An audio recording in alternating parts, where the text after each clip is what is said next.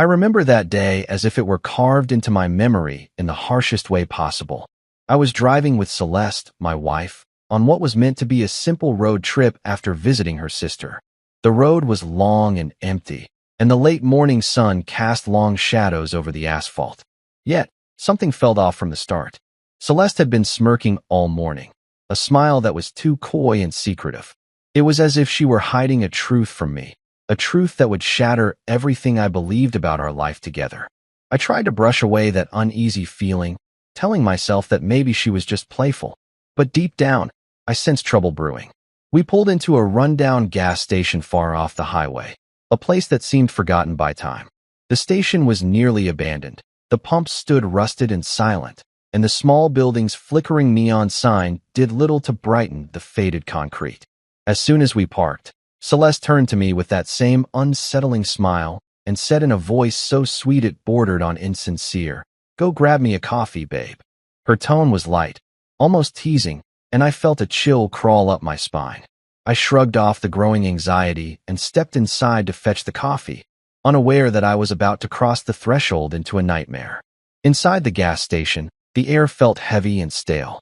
Every step I took echoed in the emptiness, a constant reminder that I was alone. I filled a paper cup with coffee, the hot liquid barely cutting through the cold dread that was forming in my gut. I glanced at the worn-out clock on the wall and wondered how long I would be away from Celeste. When I finally pushed open the door to return, my heart pounded as I scanned the area for her familiar figure. But there was nothing, no trace of Celeste, no sign of our car, and even my personal belongings had vanished into thin air. My wallet, my bag, my phone, they were all gone. Then, as I stood frozen in disbelief, my phone buzzed. I fumbled to retrieve it and saw a text message that sent a wave of panic crashing over me. "Let's see how long it takes you to get home. Consider this a fun challenge." Face blowing a kiss. The message was taunting, laced with a cruelty that I had never expected from the woman I once loved.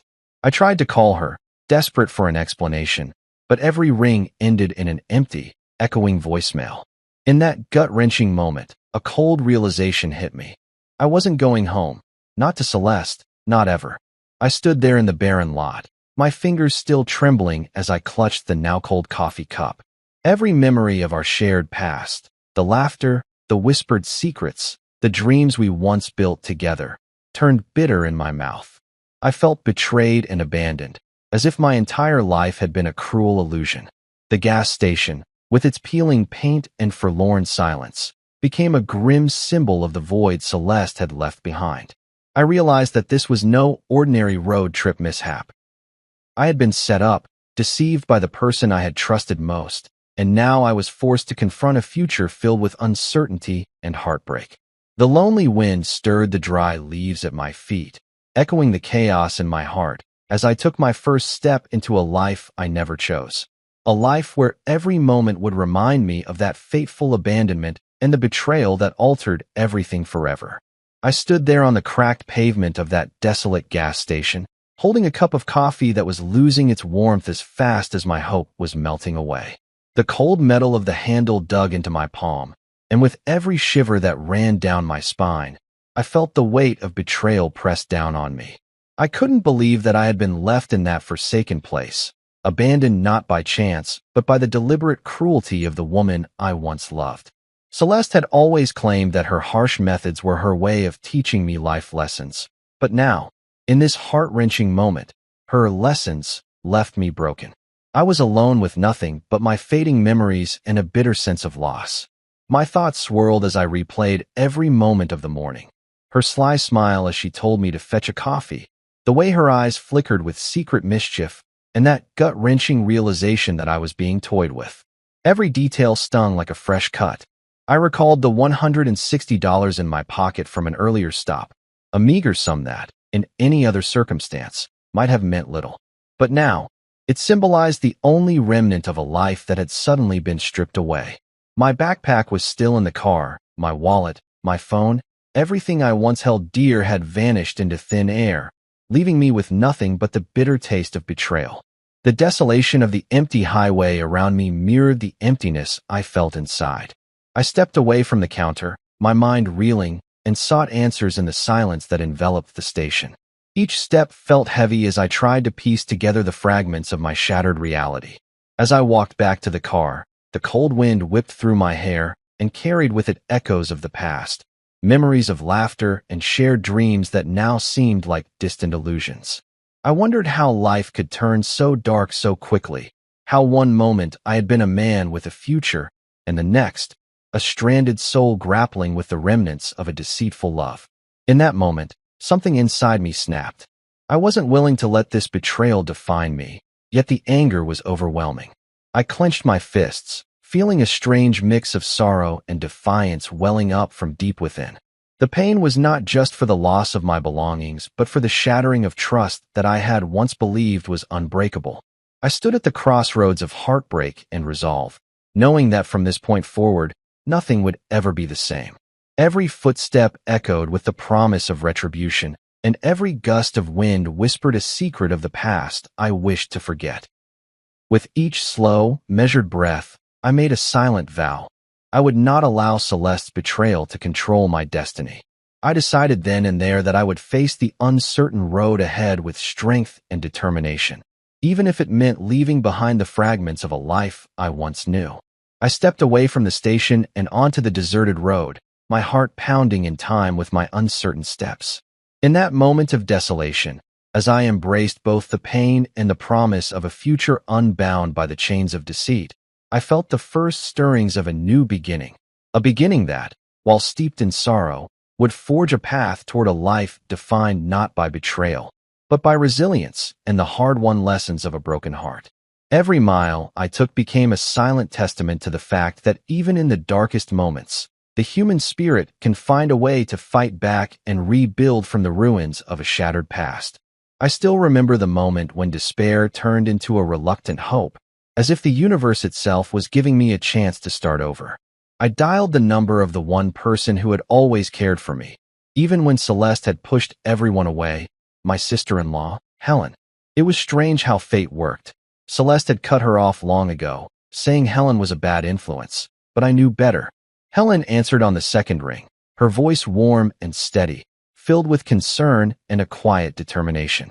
"What happened?" she asked, and I could sense the worry in her tone even before I explained the chaos at the gas station. I told her everything. How Celeste's smirk had hinted at hidden plans, how I had been sent to fetch coffee, and how I returned to find that she, our car, and all my belongings had vanished without a trace. The silence on the other end of the line was heavy, and for a moment, I wondered if I was mistaken, if this was some cruel joke. But then Helen said, "I'll help you, don't worry." In that single phrase lay a lifeline, a promise of support I had not expected but desperately needed. Within minutes, she arranged for a bus ticket and even called a local taxi to pick me up. Her swift actions made me realize that even though Celeste had abandoned me, I was not entirely alone in this battle. The feeling was bittersweet. The warmth of Helen's care contrasted sharply with the cold emptiness left by Celeste's betrayal.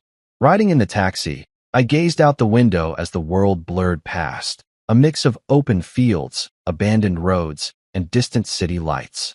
The journey felt surreal, like a bridge between the life I had lost and the uncertain future ahead. I couldn't help but replay the moments of the morning over and over in my mind. Celeste's unnerving smile, the deceptive calm in her voice, and the sudden void when I returned to the gas station. Each memory was a painful reminder of the trust one had placed in her, a trust that had been shattered beyond repair. I felt as if I were traveling not just through miles of road, but through layers of a life I once knew, peeling away until nothing remained but raw, exposed truth. At the bus station, the atmosphere was modest and bustling with travelers, each wrapped up in their own stories of departure and arrival. I sat on a worn bench, the chill of the place seeping into my bones, while my thoughts raced. The bus's engine hummed in the background, a constant rhythm that made me reflect on how life moves forward, regardless of the obstacles that try to hold it back. It was in that moment of stillness that I began to understand the true meaning of a new beginning.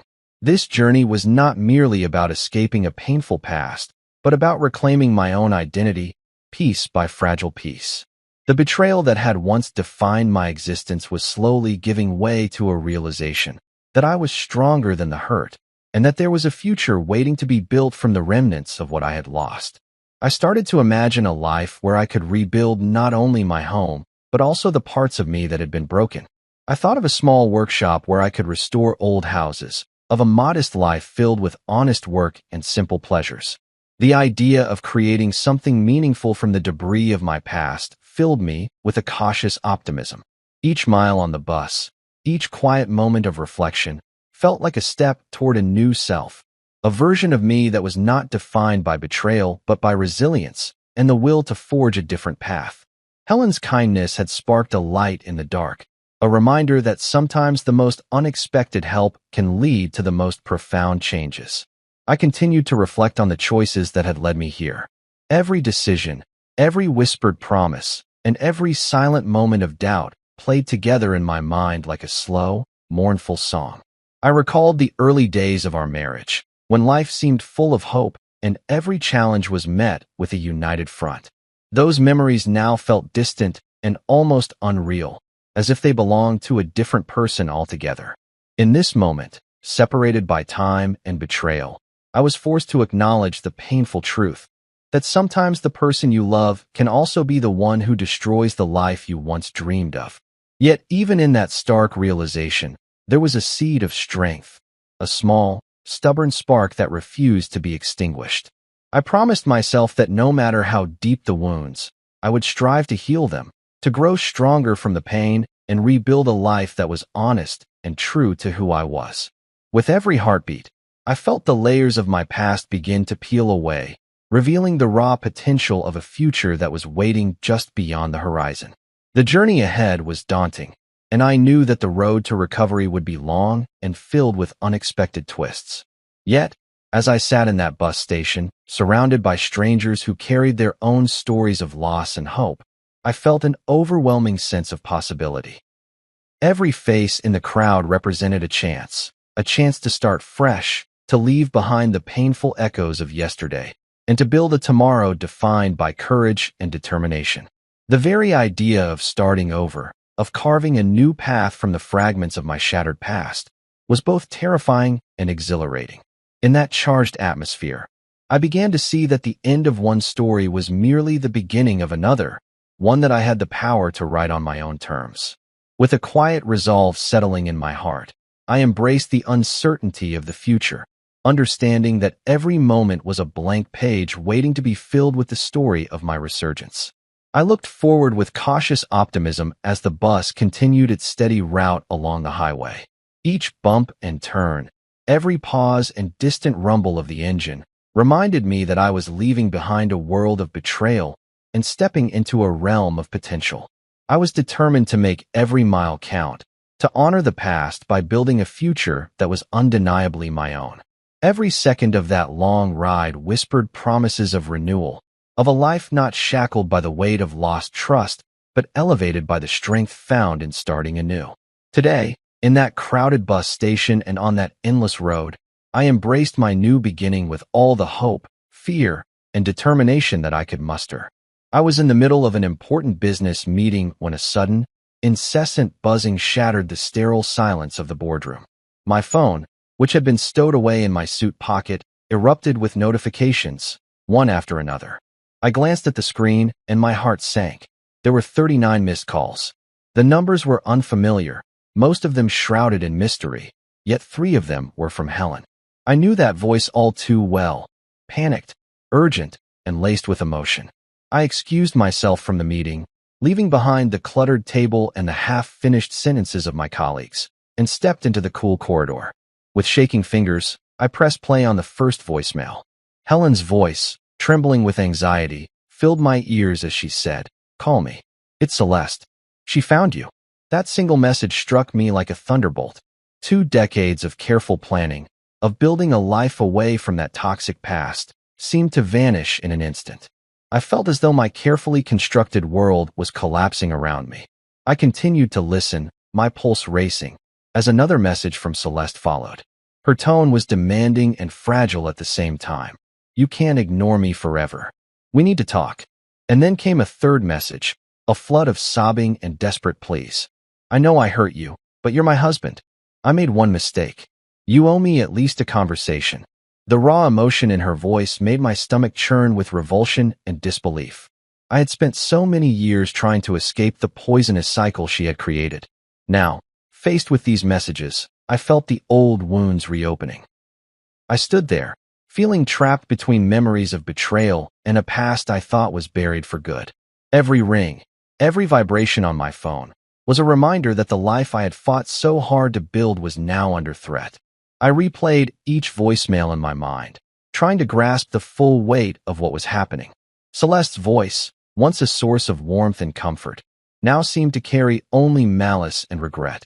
It was as if she were reaching out from a dark abyss, demanding that I acknowledge her presence, that I somehow return to the life we once shared, even though I had long since abandoned that destructive chapter. In that moment of disillusionment, I realized that the past was not ready to let me go. The very phone that had become my lifeline to a new beginning now pulsed with the ghost of a relationship I had hoped was over. Anger and sorrow warred within me as I stared at the screen, unable to decide whether to call back or simply walk away. I thought of the countless nights I had spent planning a future free from Celeste's manipulations, of the long road I had traveled to reclaim my identity and self-worth. And now, in a cruel twist of fate, everything I had built was in jeopardy. I recalled the countless lessons I had learned about trust and betrayal, and the bitter realization that some scars never truly fade. As I stood there in the quiet corridor, the noise of the boardroom fading into a distant hum, I felt the gravity of my situation settle over me like a heavy shroud. The messages were not just calls for attention. They were a summons from a past that refused to be ignored, a past that demanded to be confronted, regardless of how painful it might be. Determined not to let this intrusion derail the progress I had made, I composed a brief text to Helen. "Meeting tomorrow. Denny's on 5th, 7 a.m. Come alone." In that short message, I found a semblance of control, a single decision in a moment when everything else seemed out of my grasp. I knew that facing Celeste again was inevitable, that the unresolved anger and betrayal would have to be confronted sooner or later. With the text sent, I took a deep breath, trying to steady the rapid beating of my heart, and resolved to face whatever came next with the same determination that had carried me through the darkest moments of my past. In that quiet corridor, amid the echoes of 39 missed calls and the ghosts of a painful history, I embraced the painful truth. The road ahead was fraught with uncertainty, but I was ready to face it head-on, even if it meant revisiting wounds I had long thought healed. I sat in the quiet booth of a small roadside diner, waiting for Helen to arrive. The air in the diner was heavy with the aroma of fresh coffee and warm pastries, a stark contrast to the bitter taste of betrayal that still lingered in my heart. I remember the moment Helen stepped in, looking older yet still carrying the same nervous energy I had known since our younger days. Her eyes darted around the room as if she carried a secret too heavy to hold. Without wasting another second, she slid into the booth across from me and blurted out, "He's in deep trouble. Bad trouble." Her voice trembled with urgency, and I could see the worry etched on her face. I leaned forward, setting my untouched cup of coffee on the table, and said in a quiet, steady tone, "Tell me everything." Helen took a deep breath, gathering her thoughts before she began to unravel the shocking news. Apparently, Celeste had not only left, but had also racked up massive debts that threatened to ruin her completely. Her credit cards were maxed out, her house teetered on the edge of foreclosure, and worst of all, she had been searching for me for months. It was not that she missed our past or felt any true remorse for what she had done. She was driven by a desperate need for money, a need that she hoped I would somehow fulfill. Listening to her words, I felt a cold knot form in my stomach. Memories of our early days together surfaced, days filled with hope, dreams, and promises of forever. But those memories had long since turned bitter, overshadowed by Celeste's calculated cruelty. I wondered how someone I once loved so dearly could descend into such depths of greed and despair. The realization struck me hard. The woman who had shared my life had become a stranger, one whose actions were now guided solely by self-interest and financial desperation. Helen continued, her voice soft yet firm, explaining how Celeste had lost control of her life. Every phone call and letter that I had once dismissed as insignificant now painted a picture of a woman drowning in her own mistakes. I remembered the times I had ignored the small red flags, the subtle hints that something was not right. Now, it all came rushing back in a torrent of regret and sorrow. I felt trapped between a past that was impossible to forget and a future that was quickly becoming uncertain. In that small booth, with the soft murmur of other patrons in the background, I realized that this confrontation was inevitable. I had to face the consequences of a life built on broken trust and shattered dreams. I sipped my coffee slowly, each sip grounding me in the reality that I could no longer run from the past. The diner, with its worn-out decor and the comforting clink of cutlery, became a silent witness to my inner turmoil. I had no desire to see Celeste again, yet the ties of our shared history were too strong to sever completely. As Helen finished her account, I could feel the weight of her words pressing down on me. I knew that the showdown with Celeste was not a matter of if, but when. In that moment, sitting alone in that modest booth, I made a decision. I would no longer let her control my life from the shadows. I would confront this mess head-on, no matter how painful it might be. The thought of facing Celeste filled me with a mix of dread and determination. A determination to reclaim the parts of me that had been lost in the chaos of our past.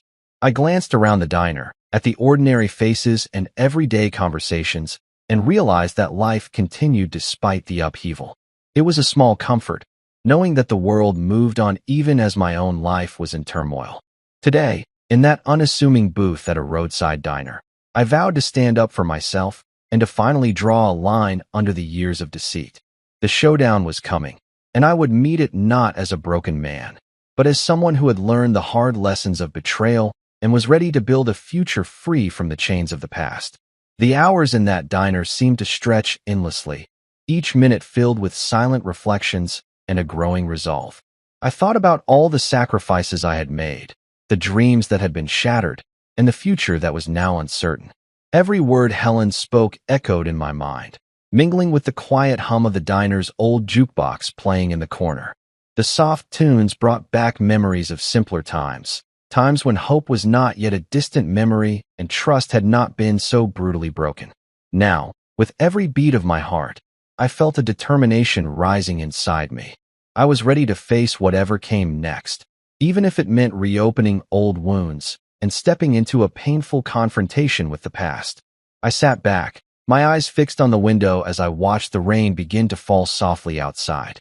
Each raindrop mirrored the tears I had shed in silence, the grief of a love lost and a life undone. Yet, in that quiet moment, I also saw the promise of renewal, a chance to rebuild my life brick by brick, free from the shadows of deception. I knew the path ahead would be fraught with difficulty, but I was prepared to walk it with a steady heart and a clear mind. The diner, the rain, and the quiet resolve inside me all marked the beginning of a new chapter, one where I would finally reclaim control and let go of the past that had once held me captive.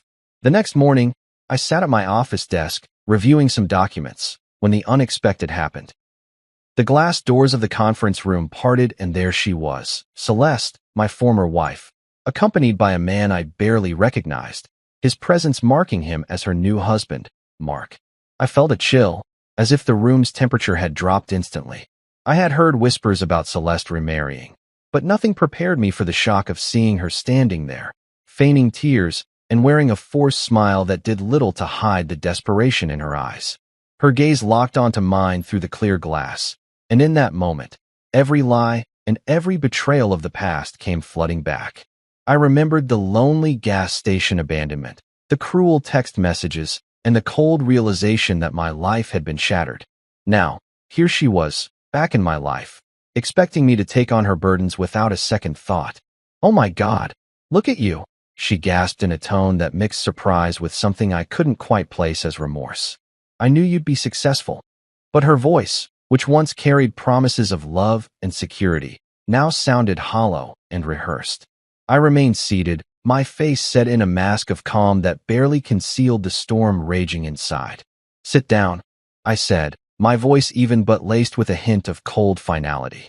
Mark shifted awkwardly beside her, his discomfort obvious as he avoided my gaze.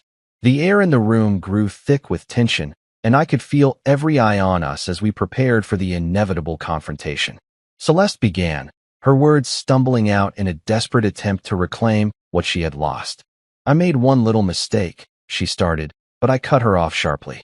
"You left me at a gas station," I stated firmly, the words hanging between us like an accusation that could not be ignored. Her face flushed with anger and embarrassment as she tried to continue. "We came back," she whined, her voice trembling with a mix of indignation and fear. "Too late," I replied, and the finality in my tone left no room for further argument. The facade crumbled quickly after that. With a sudden change in her expression, Celeste dropped the pretense entirely and spoke with an unsettling bluntness. "Fine. We need $175,000. You're rich. Just help us out," she demanded, her eyes darting between mine and Mark's, as if expecting me to magically conjure a solution to the ruin she had created. I leaned back slowly, reaching into the drawer of my desk to pull out a thick folder that contained all the evidence of my success, my achievements, and the hard-won life I'd built since she had abandoned me. I looked at her with a mix of pity and resolve as I said, "Funny you should mention your house. I bought your mortgage." The words, simple yet devastating, were delivered in a tone that carried the weight of years of betrayal and self-reliance. A heavy silence fell over the room. Mark's face turned ashen and Celeste's eyes widened in shock, the full meaning of my words sinking in. For a long, heavy moment, we all sat in the stillness, the only sounds the distant hum of the city outside and the rapid beating of my heart. I remembered every detail of the betrayal, every scar left by Celeste's choices. I had spent years trying to build something authentic out of the ruins of our past, a life where I would never again allow someone to treat me as disposable.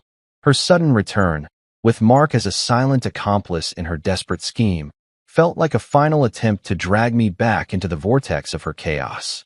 My mind raced as I thought about every promise she had broken, every hope she had shattered. I had learned that trust is a fragile thing, easily broken by lies and selfish desires. Now, faced with the tangible consequences of her actions, I realized that some wounds run too deep to ever truly heal. The documents in the folder were not just pieces of paper, but symbols of my hard work, resilience, and the stark contrast between the life I had rebuilt and the toxic past I had left behind. I could see the fear in Mark's eyes as he glanced between Celeste and me, a silent acknowledgement that he was caught in a situation beyond his control. Celeste's pleas turned to silent sobs as she realized that her desperate demands were met with an unyielding wall of truth.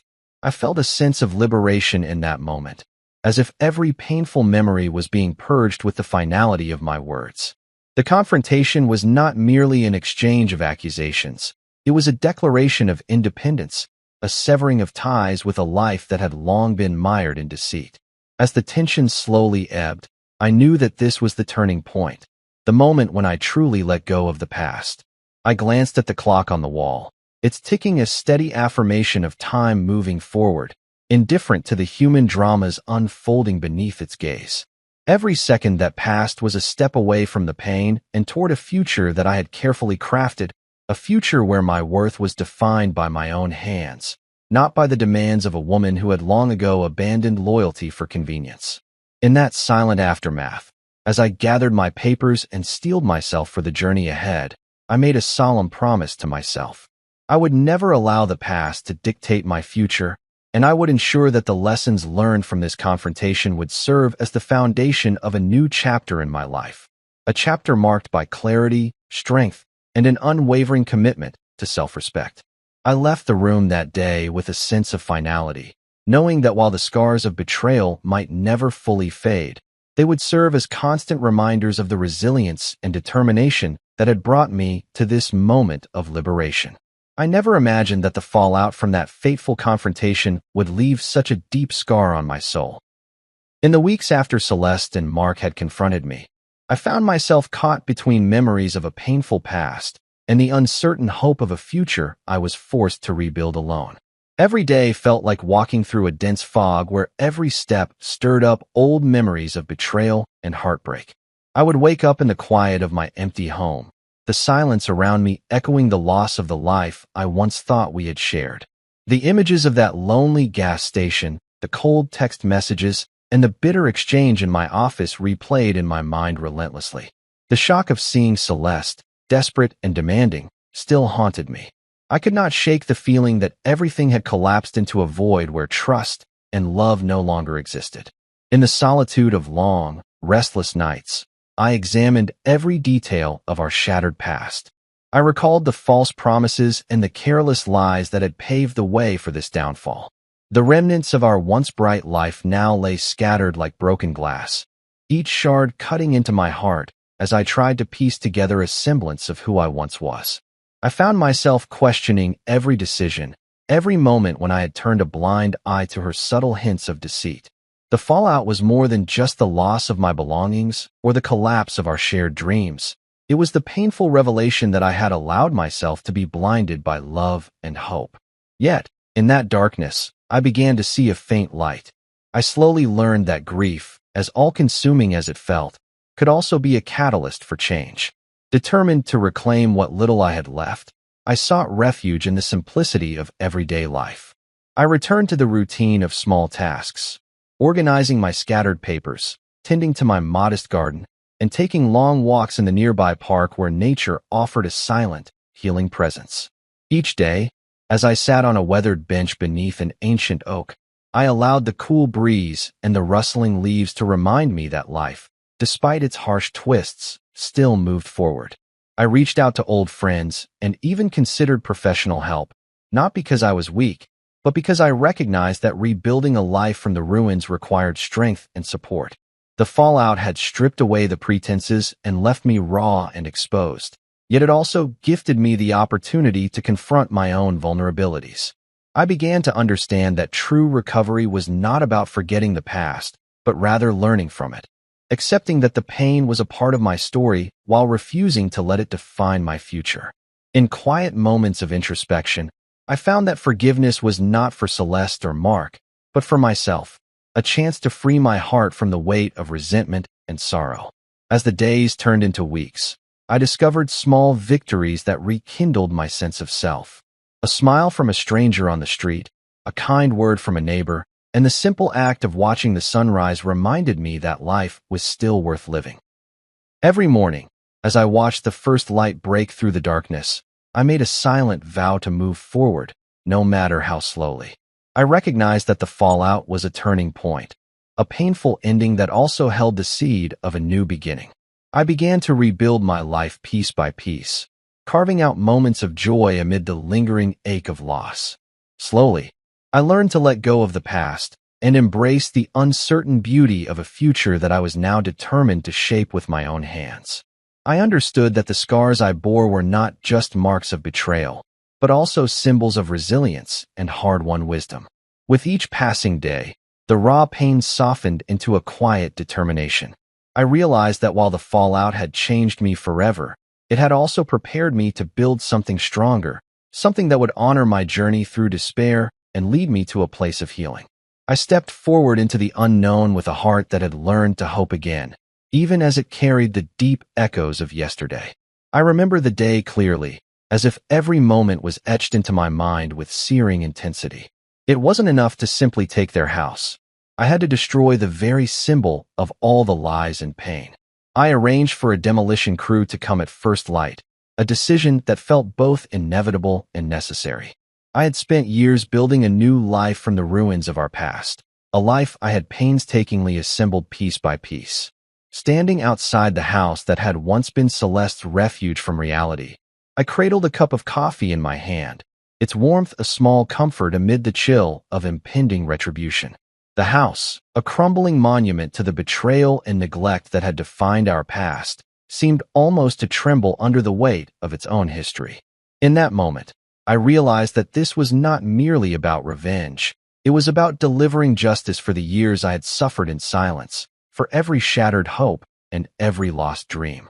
I watched as the demolition crew set to work, their heavy machinery rumbling like the beating of a furious heart. The sound of metal crashing against concrete filled the air, a relentless percussion that drowned out the echoes of my own thoughts.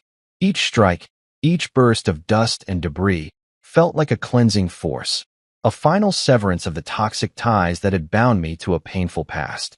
Helen stood nearby, her eyes filled with a mixture of sorrow and quiet approval, as if witnessing the collapse of that house meant witnessing the fall of an old, destructive order. I could see in her gaze that she too recognized the symbolic significance of this act. For me, it was not an outburst of uncontrolled rage, but rather a measured, deliberate step toward reclaiming my future.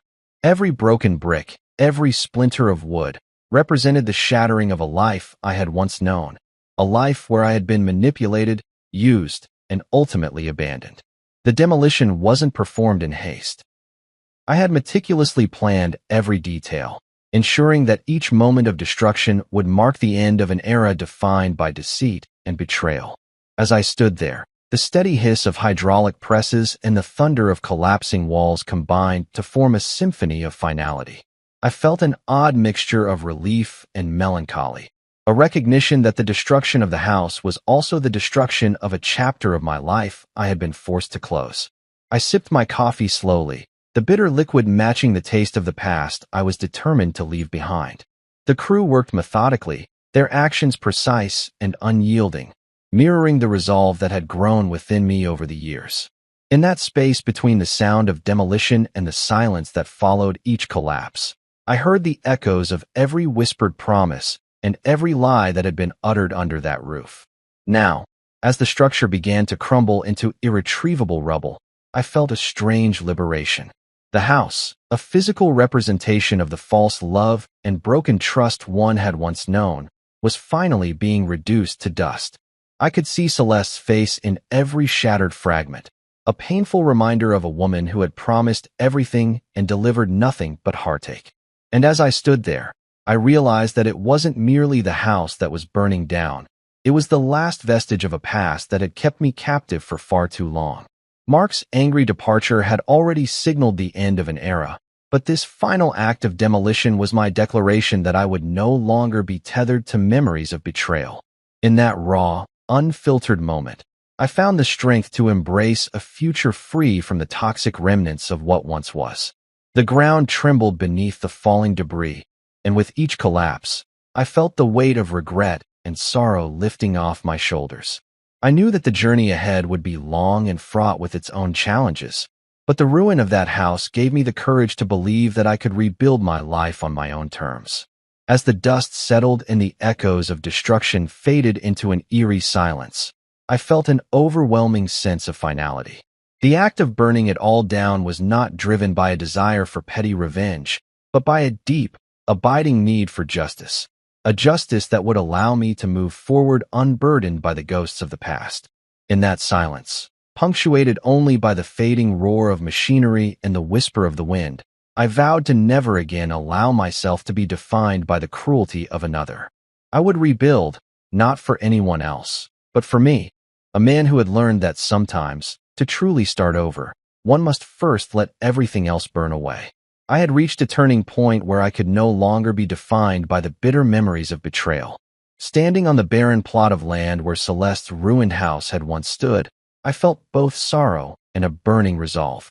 This empty space was not merely soil and dust. It was the blank page on which I would write a new story. I decided to build affordable housing here, a safe haven for those who had been crushed by life's hardships, especially for single parents escaping toxic relationships. I envisioned a place where people, battered by their pasts, could rebuild their lives with dignity and hope. I named this project Lillian Place in honor of Helen, the one family member who had stood by me through every dark moment, offering kindness when I had none left to give. Every brick laid and every nail hammered at Lillian Place carried a part of my own journey from despair to renewal. I never intended to create a mansion or luxurious apartments. My goal was simple yet profound. A modest community where support replaced judgment and every resident could begin to heal. I spent long hours at the construction site, overseeing every detail, ensuring that the structure would serve as a beacon of new beginnings rather than a monument to old wounds.